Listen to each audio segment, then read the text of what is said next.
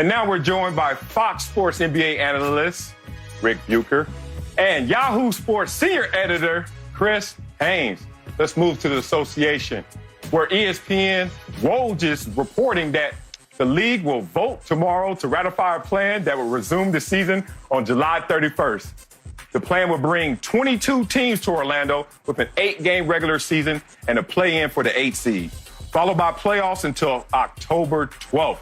Back when the season shut down in March, LeBron and the Lakers had the league's best record and look poised for a title run. So, Chris, will they still be the favorites now that the season is about to resume? We don't have Chris right now. We go to you, Rick. Sorry. Yeah. Marcellus, look, I know Vegas has them as the favorite, had them as the favorite then. I expect that they still will be. They were never the favorite. I know this is going to be music to your ears. They were never the favorite in my book, and I believe that the circumstances actually tilt things in the other direction for the team that I do see as the favorite, which is the Clippers. The biggest element here is that LeBron James, at 35 years old, is going to have to carry more weight than any other superstar that is vying for the title. And under the circumstances, I'm sure he will be in great shape. But I wonder, with that older roster that the Lakers have, can they get everybody up to speed in time? Certainly 7-8 games is not going to be enough. I look at basically what we saw coming out of the gate when the Clippers and the Lakers played, and the Clippers handled the Lakers. They still weren't playing anywhere close to their best. They were the last time we saw them. But if we're starting from zero, to me, the teams that have depth, experience, and a variety of stars that they can lean on have an advantage. And the Clippers certainly have that. They can sustain an injury, and maybe even an injury to one of their top players, because they have enough other top players. If the Lakers have either Anthony Davis or LeBron James compromised, they simply are not the same team. So for that reason, look, the Lakers have been favored, understandably, have had a great season. But I just think under these circumstances, it tilts the other way. Look, I can't believe I'm about to say this, but I am. I think the Lakers are the favorites when the NBA season resumes. You have to think about how much positive muscle memory they have this year in terms of success, in terms of flow, in terms of chemistry. I'm not just talking about the wins and losses. I'm talking about playing optimal basketball. And the Lakers are playing the best version of their style of basketball. My team, the Clippers, they weren't. Even though the Clippers beat the Lakers 2 out of 3 times, they were doing that at 70, 80% in terms of chemistry, in terms of philosophy, in terms of flow. So when you look at it coming back and try to return, the Lakers are going to be able to draw back on a memory bank, not so distant, of where they were actually playing their best version of basketball. And I think that serves them well. We have Chris. Marcellus, I've had enough. I've had enough. You've been dismissing me on this segment for so long. You've been going to Rick, going back to yourself, just completely dismissing me. I've been here waiting this whole time. Waiting here to say. Fix your prepaid. Hey, you're supposed to be disclosing, in-house business like that, Marcellus. But look, man, let me say this, man.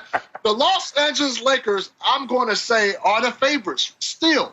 And the reason I say that is because of LeBron James. LeBron James understands that his window is shrinking. His window to still play at a top 3 level talent in this league. And look, he's not going to let anything be wasted. That's why he came out. It was probably a month ago and just tweeted saying, look, nobody else out there should be saying that this season should be canceled. It should be dictated by the players, because he understands that this year was supposed to be special. You don't think that he's been working out with a few guys here and there in a socially distant climate, that is, and making sure in a socially distant climate. I had to add that. He's taking all safety measures, precautions. He's not going to come back and be, at 100%, but he's going to come back and make sure that his team is above everybody else. And I think that they're going to have an advantage over most teams. And I still will say that they're the favorite. Are we going to be social distancing when we get back to playing basketball again, too, if that's how they've been preparing for this? The thing is, Chris, that what he said before he said, I want to come back and play for this championship, and I understand why he would say it, but before that, he was on a podcast where he listed all of the things that were working against him, which is the fact that he's 35 years old, and this isn't time off and rest. This is restarting the engines.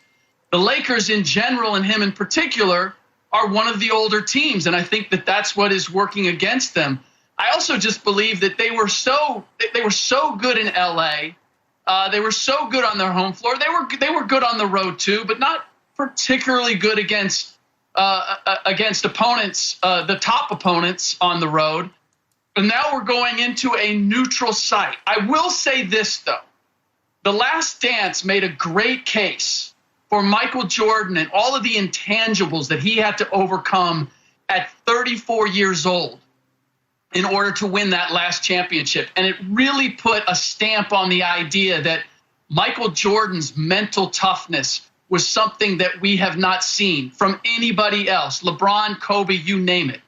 This is going to be the ideal opportunity for LeBron James to make a case that, hey, I'm every bit the mental giant that Michael Jordan was, because we're going to go into a very unusual situation. No home court, no fans, starting from zero when I'm 35 and a lot of my team is old.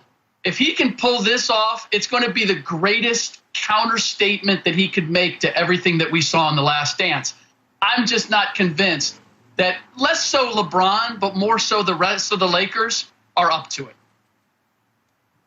I'm glad you got receipts, Rick, and I'm with you. Don't get it twisted. They're the favorites when the season starts back. But are they going to win it all? Hell no. We already know they're not going to win it all. And I give you the reason.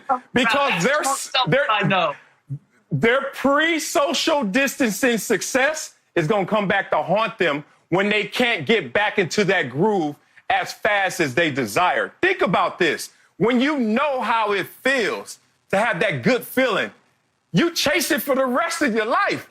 And I think the Lakers for this season know what that good feeling is when they beat Milwaukee, when they beat the Clippers, all in that same weekend. Oh, and then they get out there and they sputter.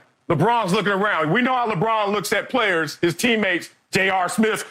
He's going to hit them with a few of those. Like, what are you doing? And what have you been doing since we've been quarantined? It's going to be a sputtering effect. Meanwhile, a team like the Clippers, a team like Boston, Milwaukee, that didn't hit their full stride just yet. And let's stay focused on the Clippers. You look at that situation where they're building. They know they have to put more wood on the fire to get to the place where they love and show everyone how optimal their game is. So when you look at a situation like that, you start to realize, hey, the Clippers, the outside teams, the teams that are number 2, 3, 4 behind the Lakers, those are the teams that have something to look forward to and something to build on. Well, when the plan is going to come to fruition and the season does resume, the NBA is considering reportedly that there are some unusual proposals on the table that's going to give higher seeds some kind of home court advantage during the playoffs, including giving them the ball to start the second, third, and fourth quarters, allowing them to designate one player who can get 7 fouls, giving them an extra coach's challenge, letting them use the hardwood from their home floor, and even giving them first pick of hotels at the Disney complex. Chris, you like this idea? I like 90% of it. You know, look, picking a Disney hotel, what kind of home court advantage is that? How is that going to help you out on the basketball court? And look, I get the timeouts. Right. That would be clever. That would be unique, just to see one player get, able to get 7 fouls. But at the end of the day, look, it's not really home court advantage if the fans aren't there. Is this stuff really going to help? Is this that everybody is at an inconvenience? So I think everybody should just play at an inconvenience in Orlando and do what it do. And I'm very looking forward to Marcellus Wyatt to see what you guys say about these topics as well, because the first topic that we was discussing, you were a bit loopy. It seemed like you been swinging on that swing in the background of your picture there a little bit too much, swinging all around, if I could state that clearly. But go ahead, Rick. I think it's okay. 90%, I agree with it. Hotel accommodation, get that out of here. That does not help on the court. Chris, the only 10% that I agree with in giving home court advantage is you guys get to pick the hotel you stay in.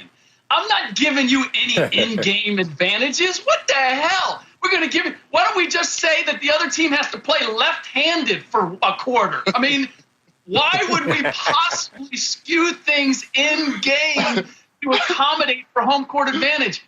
As we've all seen, home court advantage has really not been that much of an advantage for playoff teams. It simply hasn't been the same factor. And by the way, this kind of ties into our first subject because I started looking into this. This wasn't the top seeds getting together and coming up with ideas. You know who proposed these ideas? The Los Angeles Lakers proposed these ideas to the league in an email. I've talked to some of the other executives, and they go, these haven't been even discussed with us.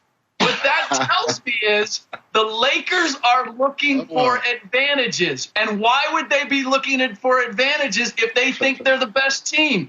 It's because they're a little bit nervous about this, playing in a neutral site, playing under these unusual circumstances. Maybe what we were during the regular season is not going to carry over to this circumstance. Where do the Lakers find the time between this and these proposals and small business loans? Like, where do they find the time for those things? I digress. Look, we can't replace crowd noise and energy. It's irreplaceable. For you to even attempt to do it is going to come off as gimmicky. It's hilarious that the competition committee had a call on Tuesday discussing all of these issues, and none of these things were proposed because I think they're understanding that we're going to compromise the integrity of the game by trying to make any of these work.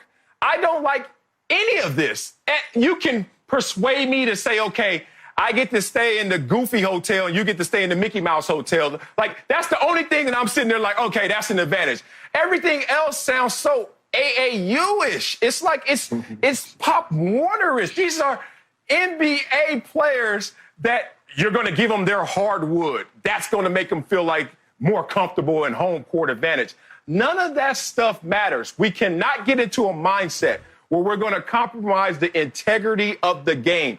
I don't want to hear about a 7th foul. I don't want to keep giving you possessions. Those 4 quarters have to be protected in terms of the integrity of the game going forward. If you don't do that, we're already having conversations about the asterisk of this season.